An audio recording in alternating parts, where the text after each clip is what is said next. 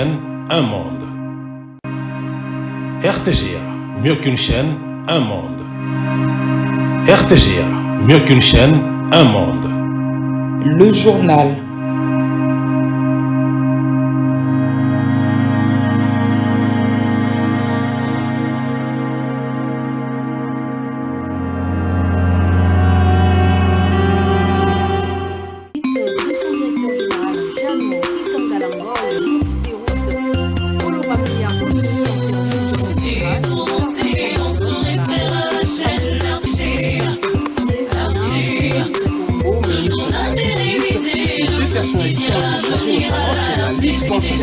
Et l'organisation d'une conférence l'année prochaine sur la crise dans l'Est de la RDC et de la justice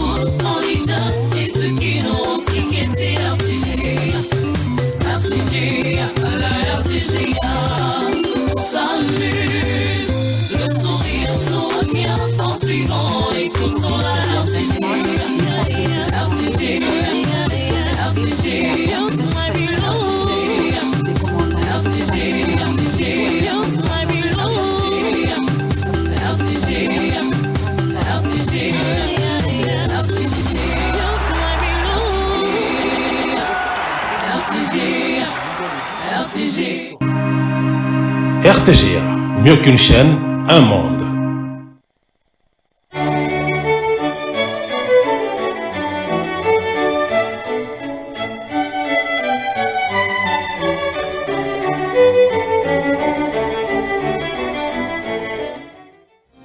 Ce journal vous est offert par Tango Protection. Illico Cash, ma banque mobile.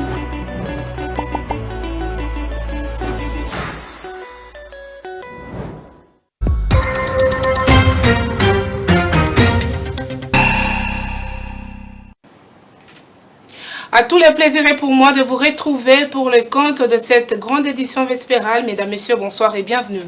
Au sommaire de ce journal, une marche de soutien à Charles Onana a été organisée ce vendredi à l'université de Kinshasa. Les étudiants de cette alma mater dénoncent l'indifférence de la communauté internationale face à ces procès montés pour faire taire l'écrivain franco-camerounais.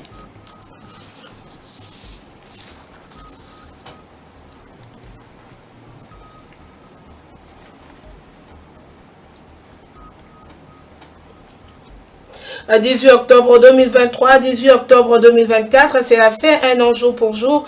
Depuis que décédé Némouanda Nsemi, à Matadi, les adeptes du mouvement politico-religieux Bundudia Congo ainsi que plusieurs personnalités se sont réunis ce vendredi pour commémorer sa disparition.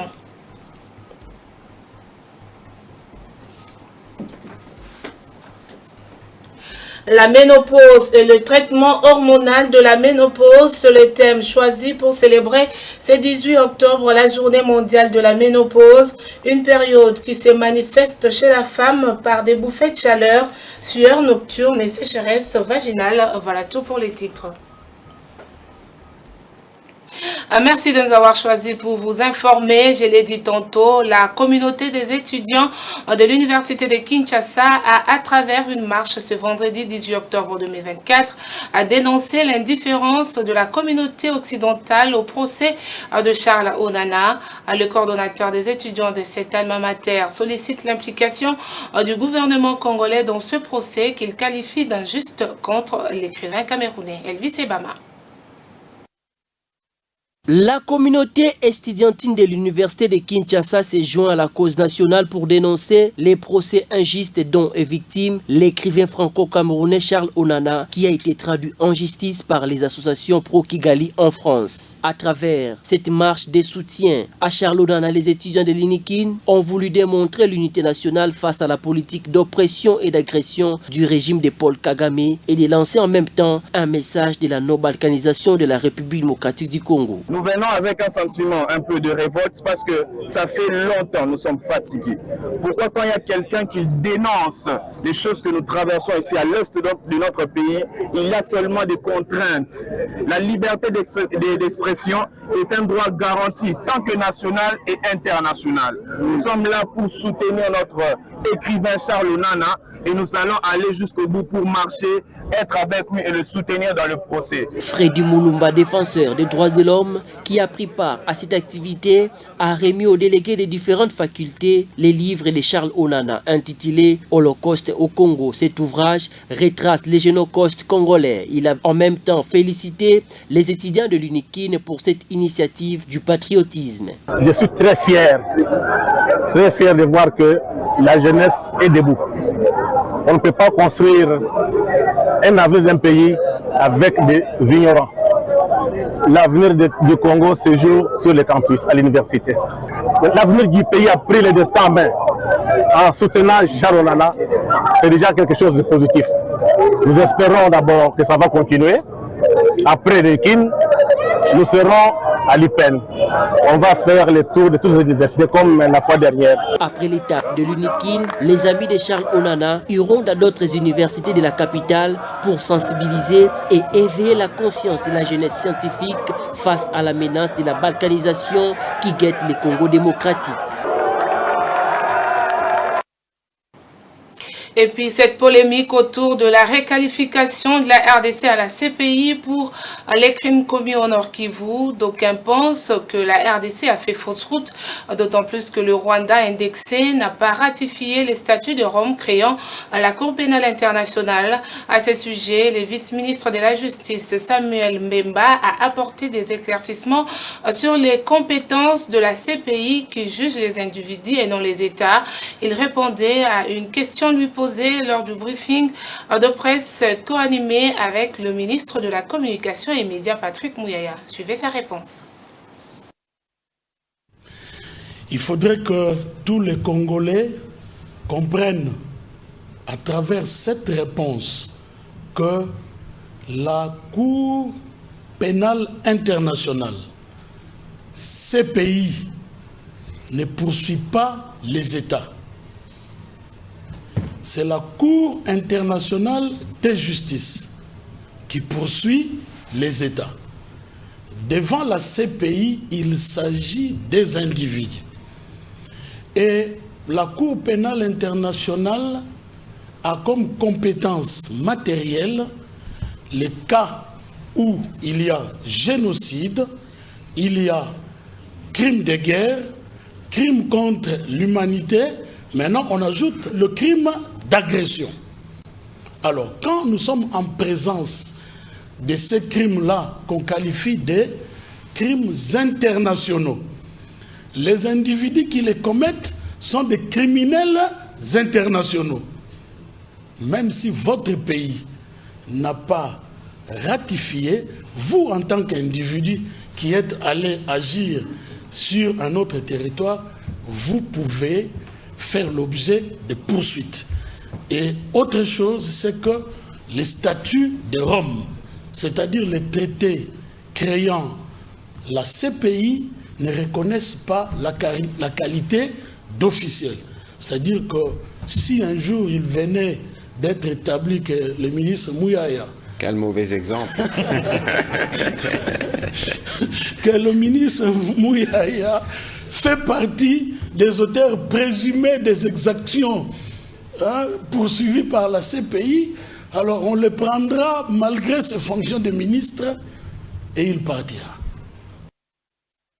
Le comité directeur de l'Union nationale de la presse du Congo, UNPC, récemment élu au 10e congrès de la renaissance de cette corporation, le 19 septembre dernier au centre catholique Nganda, a été reçu jeudi 17 octobre par le président de la Cour constitutionnelle et président du Conseil supérieur de la magistrature, Dieudonné Kamuleta Badibanga, à son cabinet de travail.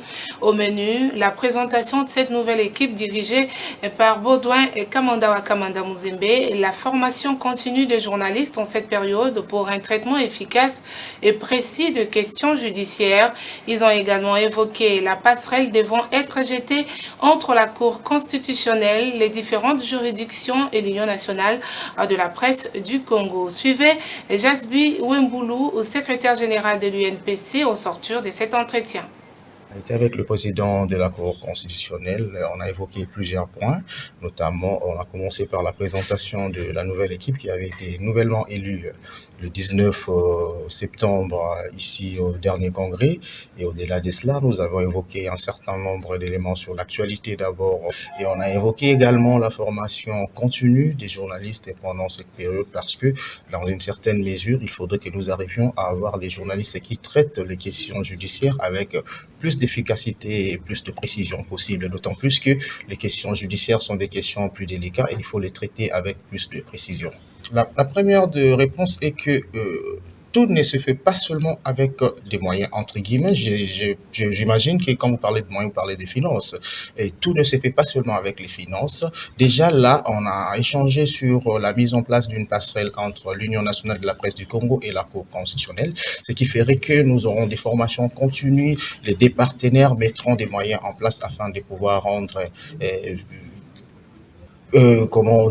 rendre effectifs ces partenariats. D'abord, la première des choses, nous devons reconnaître que la Cour constitutionnelle assure la présidence de la Cour du Conseil supérieur de la magistrature, ce qui voudrait dire que le président de la Cour constitutionnelle pourrait nous orienter afin que ces formations puissent avoir des séquences bien précises, notamment par exemple au niveau de l'instance d'autorégulation qui est l'Union nationale de la presse du Congo, nous avons un tribunal de pairs et ces tribunaux de pairs devraient avoir des formations, des mises à niveau. Et seul le président de la Cour constitutionnelle pourrait nous orienter avec quelle chambre de Conseil supérieur de la magistrature on pourrait dispenser ces formations-là. L'actualité, c'est aussi la première ministre Judith Suminwa Tuluka qui participe depuis jeudi à la 10e édition du forum Rebranding Africa à Bruxelles, capitale belge. Il s'agit d'un événement qui rassemble les leaders d'opinion, décideurs politiques, entrepreneurs et investisseurs autour de la thématique « Ensemble, construisons l'Afrique ». La première ministre Judith Suminwa, dans son intervention, a signifié l'engagement de son gouvernement à stimuler des réformes économiques et à sécuriser l'environnement des affaires pour un climat propice à l'investissement. Judith Suminwa Tuluka, qui est à la tête d'une forte délégation, a en outre présenté les opportunités qu'offre son pays de par sa position géographique au cœur de l'Afrique et ses richesses. Je vous propose de suivre l'extrait de la première ministre congolaise, Judith Suminwa Tuluka. Mon pays, la République démocratique du Congo, offre des opportunités d'investissement exceptionnelles que je vous invite cordialement à explorer. Comme l'a dit Thierry, c'est vrai qu'on peut nous cocher sur toutes les thématiques qui vont faire l'objet de ce forum. Et effectivement, avec ses vastes ressources naturelles, sa biodiversité riche et son potentiel humain remarquable, la République démocratique du Congo est en passe de devenir un acteur clé de la croissance économique en Afrique et nous y croyons fermement. Elle regorge de minerais stratégiques tels que le cuivre, le cobalt et le lithium, essentiels pour les technologies de demain. De plus, sa position géographique au cœur du continent en fait un carrefour logistique crucial pour le commerce intra-africain et international, grâce à ses rivières navigables et son accès à plusieurs corridors de transport. L'engagement du gouvernement congolais à stimuler des réformes économiques et à sécuriser l'environnement des affaires est particulièrement manifeste, avec des incitations fiscales attrayantes, un cadre législatif dynamique et une volonté de dialogue avec le secteur privé. Le paysage économique congolais se transforme pour devenir propice à l'investissement. Investir en République démocratique du Congo, c'est donc à la fois faire un choix économique judicieux et exprimer une confiance dans l'avenir prometteur de notre pays. En conclusion, il est impératif, tous ensemble, de saisir cette occasion unique pour établir des dialogues constructifs et forger des alliances qui favoriseront notre développement collectif.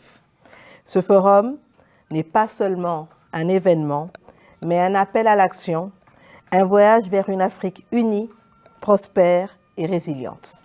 Ensemble, nous pouvons bâtir l'Afrique que nous rêvons et veiller à ce qu'elle devienne une réalité tangible pour les générations futures. Construire une économie diversifiée est le but de la campagne agricole 2024-2025 lancée à Kinshasa par Jacquemain Chabani, vice-premier ministre, ministre de l'Intérieur. Le patron de la territoriale a placé cette action du gouvernement sous l'insigne de la revanche du sol sur les sous-sols. On fait le point avec Suzy Kibira Oumari.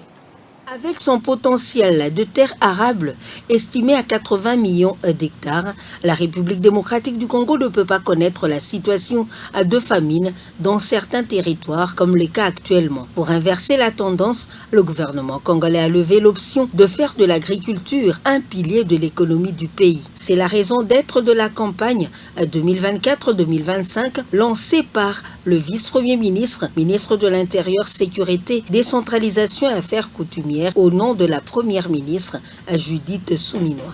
La volonté et la vision du président de la République, Félix Antoine Tshisekedi Tshilombo, qui veut et qui a voulu, qui espère et qui rêve que l'agriculture puisse faire sa revanche sur le sous-sol. Cela a été traduit politiquement dans le programme de son Excellence Madame le Premier ministre pour atteindre des objectifs qui sont principalement économiques pour qu'on puisse voir un jour notre secteur agricole récupérer sa place. Dans le même temps, le patron de la territoriale, Jacquemain Chabani-Louko, a souligné que cette campagne est un cadre visant à mettre en place une armée d'agriculteurs regroupés en différentes coopératives privées reparties dans les sous-secteurs du ministère de l'Agriculture. C'est une stratégie pour faciliter la relance agricole. La campagne va s'étendre sur toute l'étendue du pays. 2 provinces pilotes sont retenues dans un premier temps, le Maïndombe et le Kasaï. Ces provinces ont reçu un lot de matériel agricole composé des tracteurs, motos, des semences à intrants pour une bonne exécution de cette action gouvernementale dans le secteur agricole. Tout à fait autre chose, Moussa Kabouakoubi Moïse pourrait être le tout premier gouverneur élu du Maniema à avoir la chance de finir son mandat de 5 ans. Les députés et provinciaux vont tenter cette première expérience démocratique pour permettre à l'exécutif provincial du Maniema de mettre en œuvre les recommandations de la toute première conférence sur les mines, l'énergie et les infrastructures pour désenclaver la province du Maniema. Suivez ce reportage de notre permanent de Pikindou, Roger Bolindanzenga. L'option levée par l'Assemblée provinciale du Maniema, celle de cheminer avec le 21e gouverneur du Maniema, Moussa Kabouakoubi Moïse, jusqu'à la fin de son mandat de 5 ans, est également soutenue par bon nombre de conférenciers miniers. Unanimement, tous abondent dans le même sens, à la seule condition que les députés provinciaux fassent rigoureusement les contrôles parlementaires conformément aux textes légaux. Suivons Dr Omonga Chopa Papi, rapporteur de l'organe délibérant du Maniema, qui exprime ici le vœu du bureau. Depuis l'organisation, depuis 2006, on a commencé à organiser les élections provinciales. Il n'y a aucun gouverneur élu de la province qui a terminé son mandat. Aucun. Et cette fois-ci, nous sommes déterminés pour que nous puissions accompagner ces gouvernements. Mais ce n'est pas un chèque à blanc. Le contrôle sera là en permanence. Quelques participants à ces assises expriment également le même vœu émarteur sur les contrôles parlementaires. Nous sommes très flattés par ce partenariat public-privé qui est en train de prendre corps. Nous sommes associés au début, comme l'exécution. Nous allons faire un effort pour que nous puissions rappeler de temps en temps les recommandations formulées à ces assises pour que on ne puisse pas être les pieds ou rester sur le tiroir.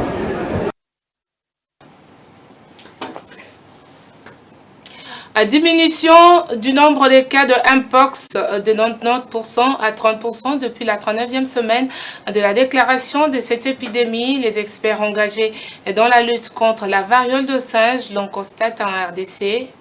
Pour eux, la communication reste un défi à relever pour débuter l'administration de vaccins dans d'autres provinces, dont Kinshasa. Suzuki Biraoumari.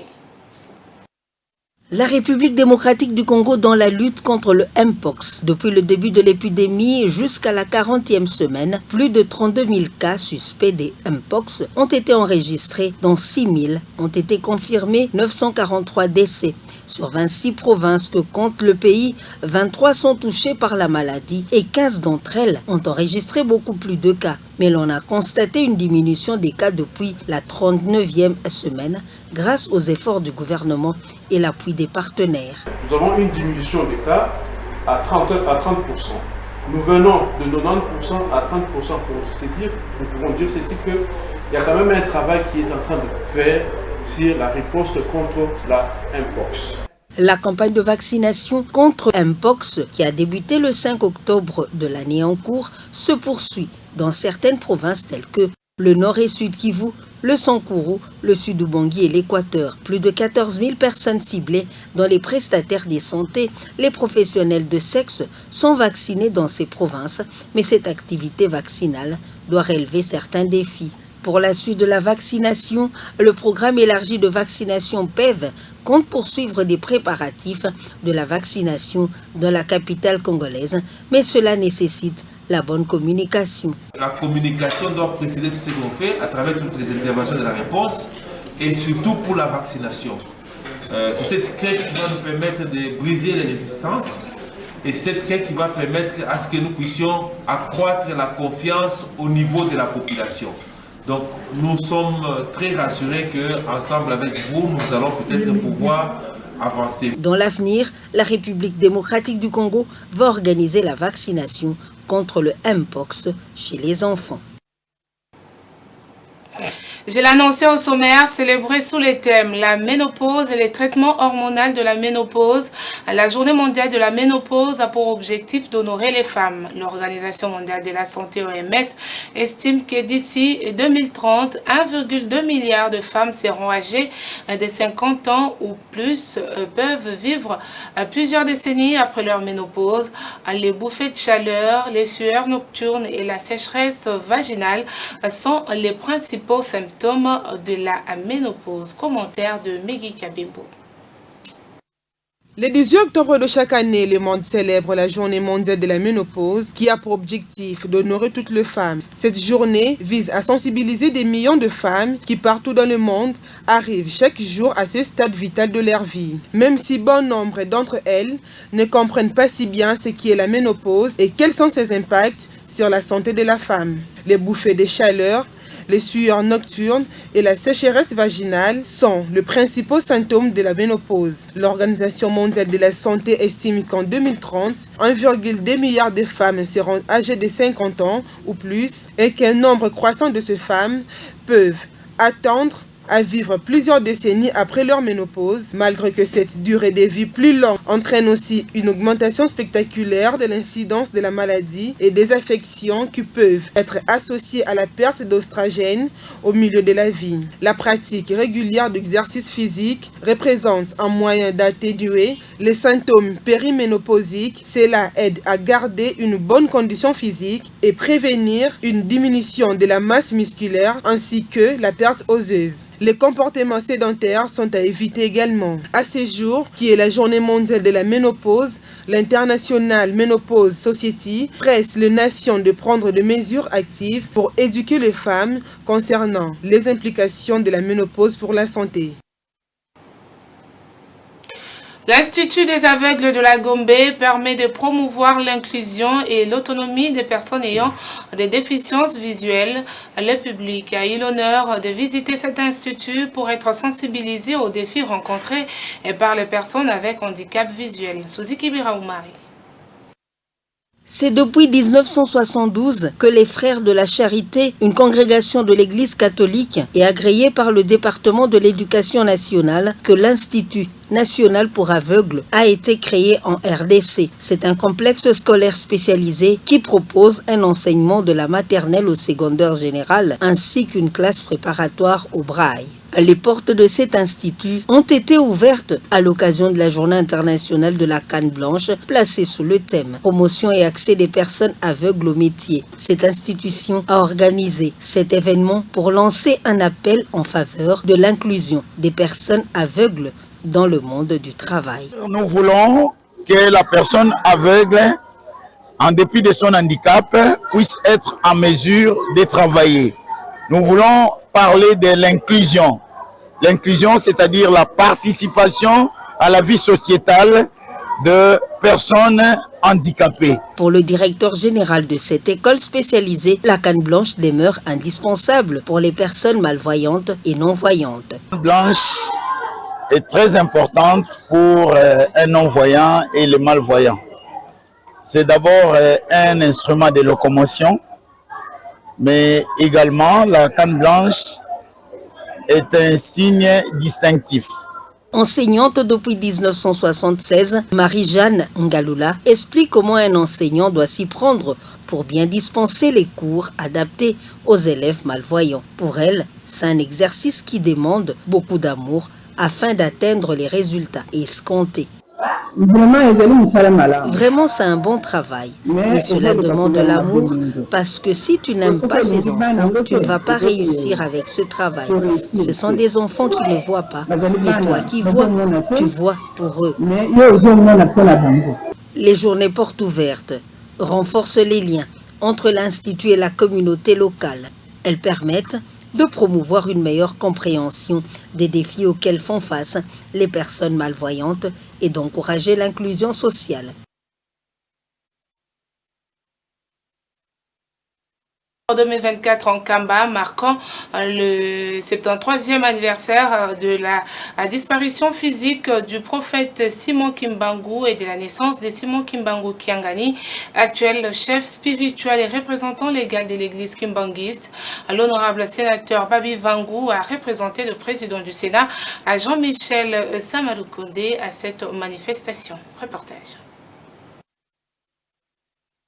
Les sénateurs Vangu Kisongo Babi a représenté le président du Sénat Jean-Michel Samalukonde Kienge à la célébration du 73e anniversaire de la mort de Simon Kimbangu et de la naissance de l'actuel chef spirituel et représentant légal de l'église kimbanguiste Simon Kimbangu Kiangani. Avant la cérémonie proprement dite, le sénateur Babi Vangu, à la tête d'une forte délégation, a été reçu par le chef spirituel Simon Kimbangu Kiangani. Au cours de ces échanges, il a transmis les messages du président du Sénat à soutenir l'œuvre salvatrice de Simon Kimbangu. L'importance mémorielle que l'honorable président du Sénat accorde à cet événement l'a conduit à les déléguer avec un message de solidarité, un message de soutien qu'il a toujours apporté à la communauté kimbanguiste. Étant donné qu'il y avait une invitation adressée en son nom, il était de son devoir de se faire représenter, c'est ce qui justifie notre présence aujourd'hui. Quand on rencontre déjà une autorité spirituelle de ce niveau-là, bien évidemment, nous avons besoin de bénédictions.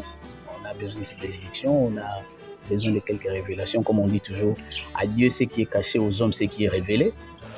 Et au-delà de ça, nous avons parlé des problématiques spécifiques liées à la communauté, à son ministère qu'il dirige. Et ce sont des questions qui ont été quand même particulières et dont la primaire est réservée au fait au président, l'honorable président qui m'a délégué ici. Le sénateur Babi Vangu a profité de l'occasion pour visiter certains sites historiques de la cité sainte en Kamba, notamment la voiture ayant transporté le prophète Simon Kimbangu. D'une commémoration à une autre, au premier anniversaire de la disparition de Nemwanda Ntsemi, les adeptes du mouvement politico-religieux Bundu Dia Congo ainsi que plusieurs personnalités venues de tout le coin de la province du Congo central, de la ville-province de Kinshasa et en dehors du territoire national se sont retrouvés ce vendredi 18 octobre, certains à Matadi et d'autres à Kimpese selon leur tendance pour commémorer l'an 1 du décès du leader de Bundu Dia Mayala, Question pour les uns et les autres de donner un cachet spécial à ce premier anniversaire. Lubanza Dioravel, président provincial de Bundoudia Mayala, donne le sens de cet événement. Suivez. Du premier anniversaire de la mort du patriarche Némouandansen. Il est mort le 18 octobre 2023. Aujourd'hui, nous sommes le 18 octobre 2024. Il vient de totaliser un an. Alors, il est important que nous célébrons son premier anniversaire parce qu'il était une des grandes figures chez les Bakongo. Il a tiré sa référence. Bon, ce n'est pas mauvais, mais ses œuvres restent. Voilà pourquoi nous sommes réunis ici. Cet anniversaire a réuni tous les Makessa du monde, ceux-là qui sont venus de l'Amérique, de l'Europe, Congo-Brazzaville, Angola, ainsi de suite. Il est mort, mais il n'est pas encore mort par ses œuvres. Donc, il s'agit de montrer au monde et aux communautés mortelles qu'il était une grande personnalité. Et il a fait dans sa vie la chimie, les mathématiques, la physique et tout ça. Mais, chose étonnante, à un niveau de sa vie, il s'est illustré dans les domaines qu'il n'a pas fait dans sa vie scolaire et dans sa vie estudiantine. Je cite la philosophie, la politique, la religion et j'en passe. Surtout dans la littérature, n'en parlons pas. Nous informons à la face du monde que aujourd'hui, nous vantons notre grande figure. Nous en avons connu beaucoup dans notre culture. Je cite Mfumukimbangu, Yayavita Kipa et j'en passe. Mais celui-ci est le premier qui a écrit notre culture et qui a valorisé non seulement la langue Kikongo, mais... Et pour terminer, la solution de transport en commun à Kinshasa s'appelle le train de masse. Cette déclaration est du directeur du chemin de fer interurbain au sein de l'ONATRA, Georges Fouki, qui parle de plusieurs initiatives prises par la direction générale et les conseils d'administration de l'ONATRA pour relancer des voies ferrées. Cependant, plusieurs défis restent à relever, dont le manque de locomotives suffisantes et la réhabilitation de voies ferrées, d'où il plaide pour le financement des travaux des relances. Je vous propose de suivre Georges Fouki, directeur des chemins de fer interurbains, au micro de André Ikoma, Sephora Kapinga et Yannick Bilamo. Il faut que nous ayons des trains pour faire le voyageur de masse. En Europe, on a résolu ces problèmes-là en créant les métros, les tramways. Ils avaient la même situation que nous avons aujourd'hui. Et je sais ce que j'ai pu entendre. Moi-même, j'étais à La Réunion. Nos membres du conseil d'administration, ils ont déploré la situation et que les habitants sur la voie ferrée, ils sont en train de saboter la voie. Nous avons demandé aux autorités de la ville de nous aider. D'ailleurs, l'ONATRA a déjà avancé. Nous sommes arrivés déjà vers la rivière Pont Ndjili, donc les autres appellent Mayangwele. On est déjà avancé. Nous avons 3 tracés. Si nous en avons, mes chers frères journalistes, on va désengorger la ville de Kinshasa dans 2 ou 3, 4, 5 jours. Mais si on nous donne de l'argent.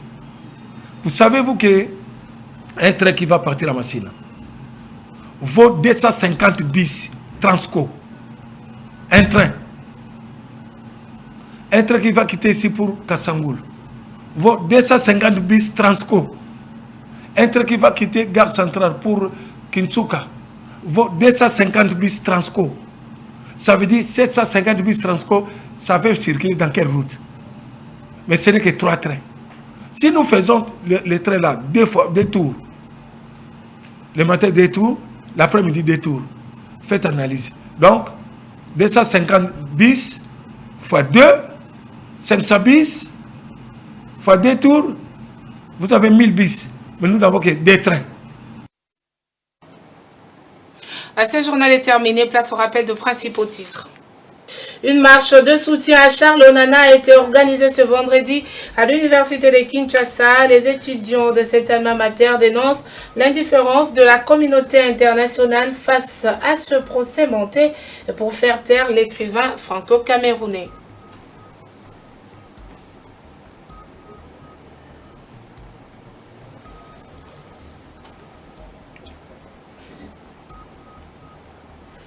« 18 octobre 2023, 18 octobre 2024, cela fait un an, jour pour jour, depuis que décédé Némoanda Ntsemi à Matadi, les adeptes du mouvement politico-religieux Bundudia Congo ainsi que plusieurs personnalités se sont réunies ce vendredi pour commémorer sa disparition.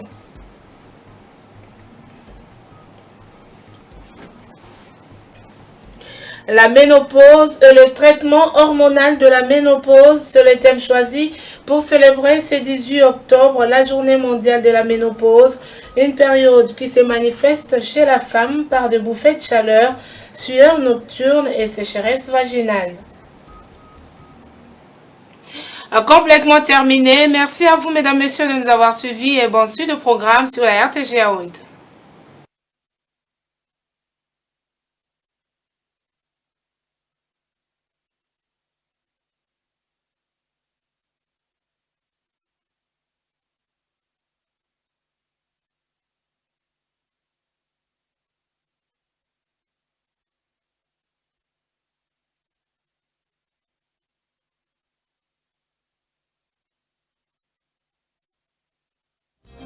Ce journal vous a été offert par Tango Protection. Illico Cash, ma banque mobile.